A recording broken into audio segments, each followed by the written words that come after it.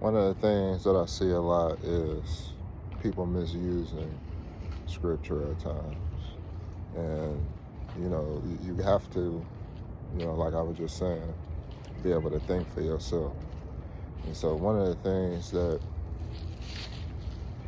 I recently heard, even though I hear a lot of things, they talked about, about offense.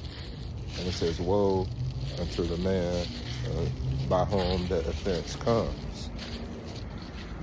A lot of people misread things out of context, because at that verse, like, I could isolate that verse. You can isolate anything in the Bible and make it mean whatever you want it to mean.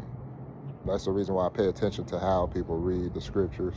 And even if people want me to, I'll go before and after my point to drive my point home, that I know what I'm talking about.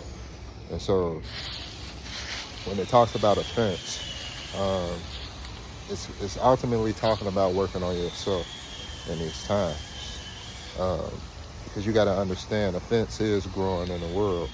And so, if you're exhibiting that, you have to observe yourself ultimately. That's the reason why there's a comma after that statement, and it says, woe unto by whom the offense come, comma.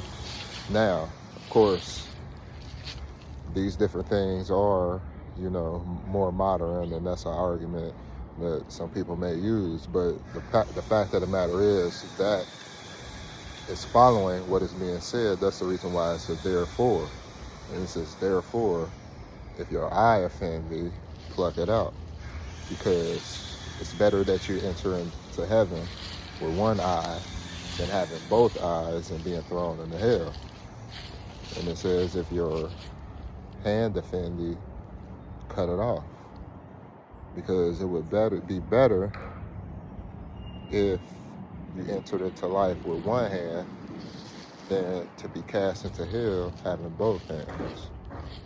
And so